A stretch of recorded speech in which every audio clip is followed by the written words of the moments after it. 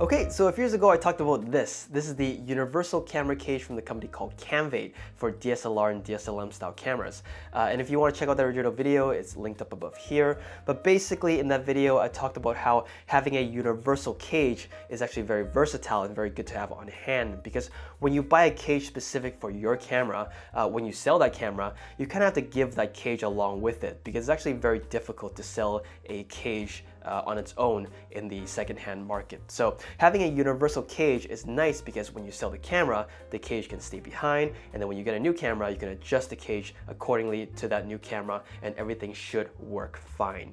Now, of course, there are some cons because it's not designed specifically for that camera. There may not be as many mounting points as some would like, or some of those specifically designed cages would have. But I feel like this is enough mounting points for most use case scenarios, right? Anyways, when I made that original video, I talked about how I swapped out some of these pieces with other parts that did not originally come from the box. And some of you guys have asked me to do a breakdown video putting this cage together from scratch, so we're doing that today.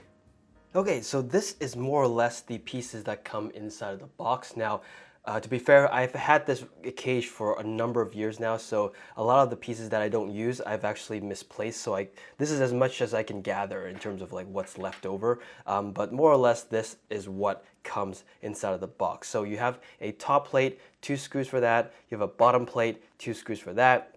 You have the rails for the top and the bottom plate, and there's 2 screws for each of those that connects to the middle here, which is the rail that adjusts the height of the cage for your camera. Unfortunately, these screws here, I can't find the right hex screw to fit in this screw. This one seems like it would be correct, but it doesn't really fit in there very well. So anyways, unfortunately, I don't have the right hex screwdriver for it, so I can't get them off. But essentially, this is 2 T-bar kind of a piece with 2 rails that connects the center of these 2 T-bars together. And with this rail, you can adjust the height of it by unscrewing these and then opening it up or closing it down and then tightening it with one of these 3 screws. If this rail is too long for your camera, you can also use a smaller rail that it also comes with. It comes with 2 of these, but I don't know where the other one went, so I only have 1 left over to show you guys. But it comes with 1 of these rails, or 2 of these rails that are smaller.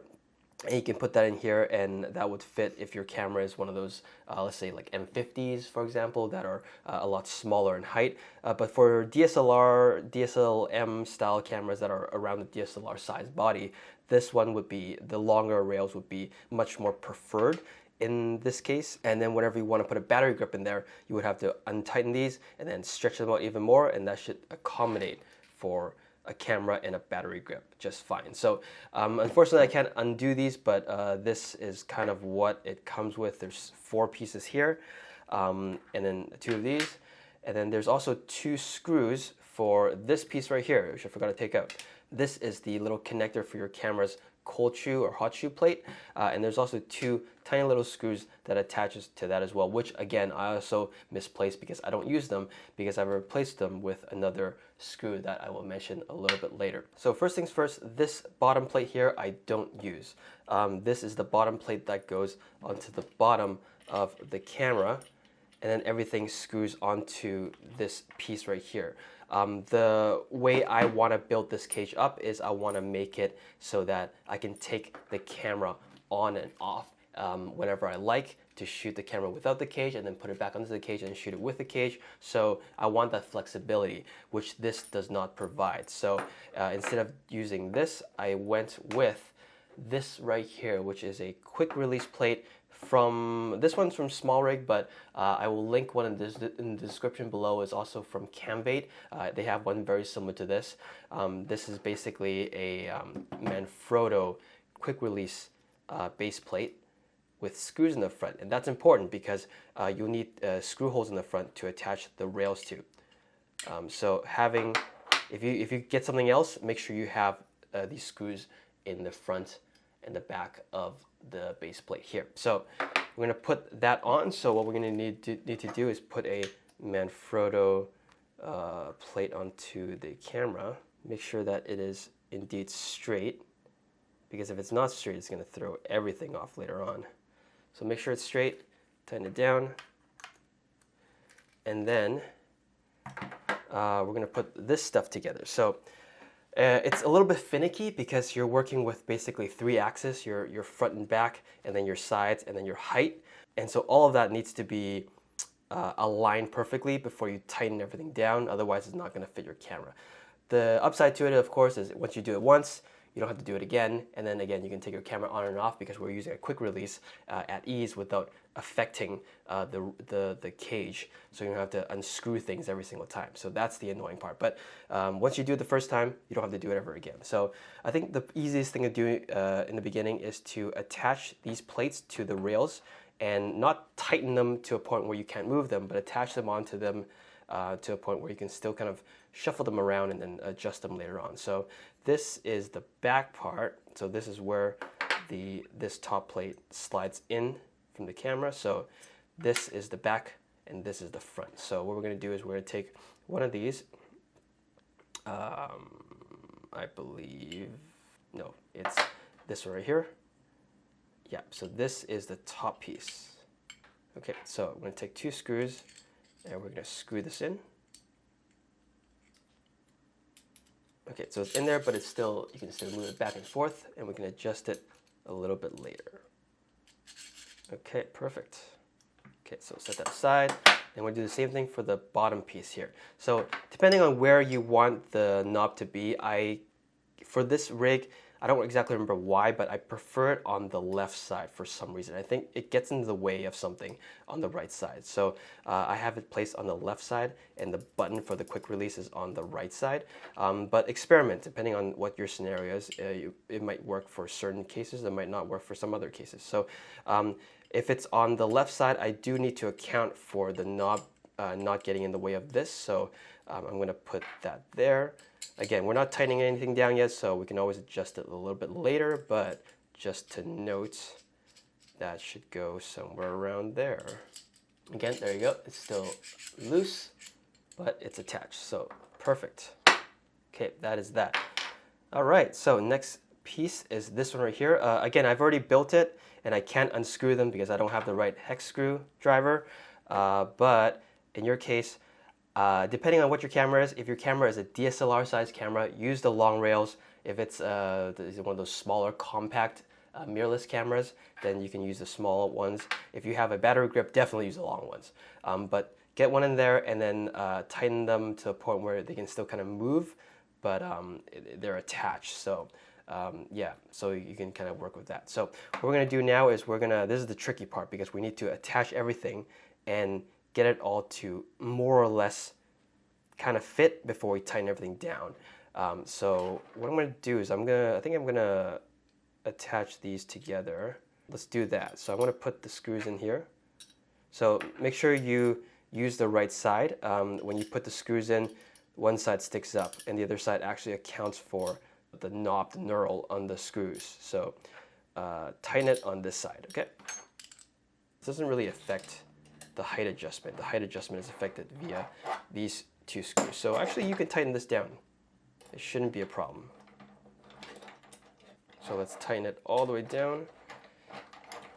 Give it a nice pull. And give this a nice pull. Okay. So at the moment, these 2 should be tight.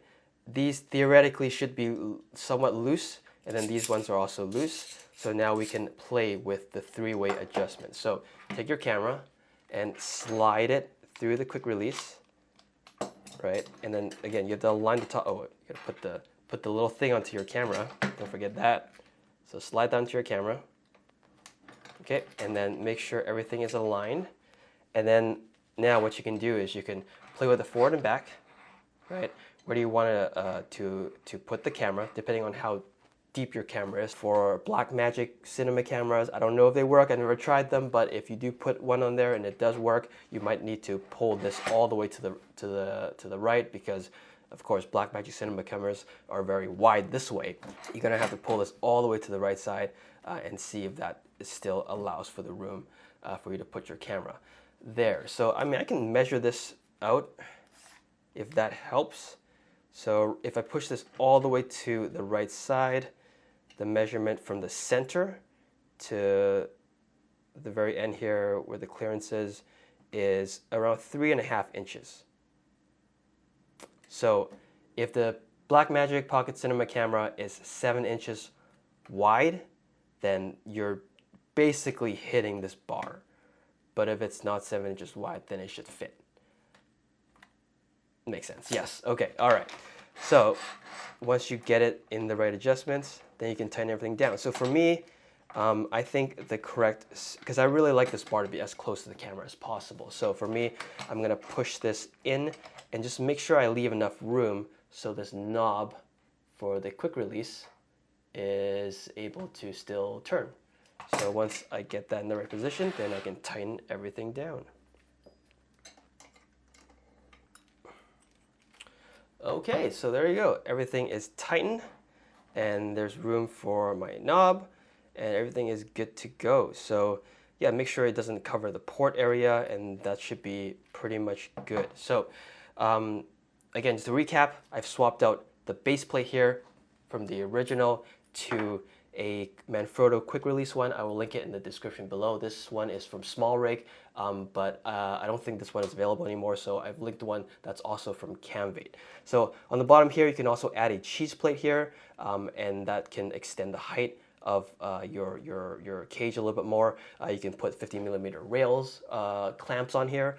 You can put a Manfrotto quick release plate on here. You can put Swiss Arca Swiss on here. Whatever you like, you can put on the bottom because there are 1/4-20s on the bottom here to play with. So there's that.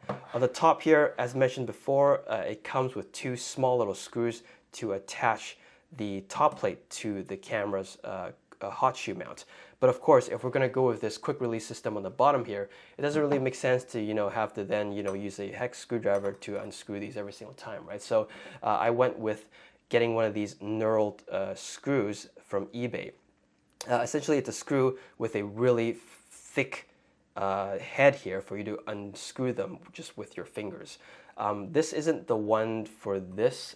I've misplaced the one that I normally use, but I'll link it in the description below of the correct size that I use for this cage. So, but just an example, this one it's not really quite in, but anyways, it would look something like that. And then when I want to take the camera off, I just need to unscrew that, unscrew the bottom, and then pull the entire camera off.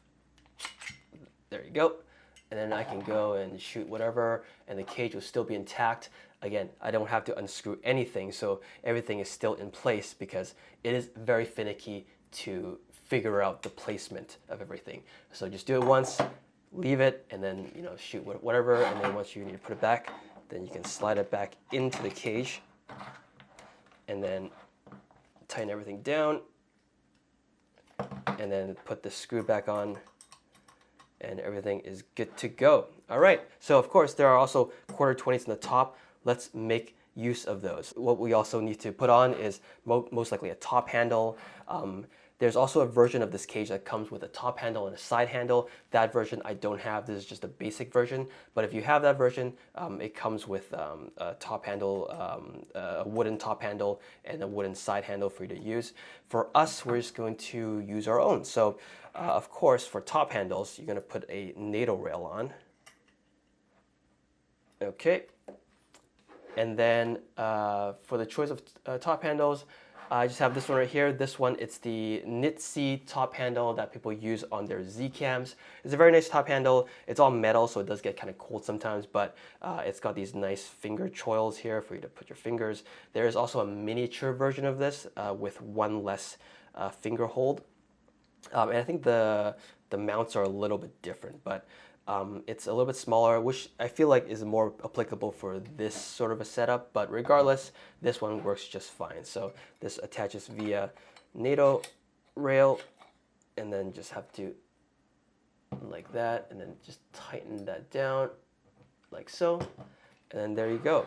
So on the top here, I noticed that there's also a random 1/4-20 here just off to the side for no real reason, so I decided to put another cold shoe here, which can be useful at times if I, for example, want to put a, just a little, shotgun microphone, one of those little like Rode Video microphones on here, or maybe a Rode Wireless Go receiver on here. I can just kind of stick that on, and it just gives me a little bit extra of a thing to play with on the side. So that's that.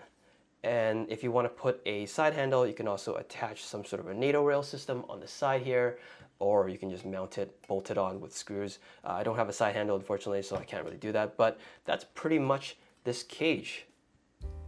And there you have it, the universal camera cage from Camvate, customized to my own liking, the best way to cage up your DSLR or DSLM cameras. Now, of course, that is just my opinion. If you guys think differently, that's okay. Let me know in the comments below. I'll see you guys in the next video.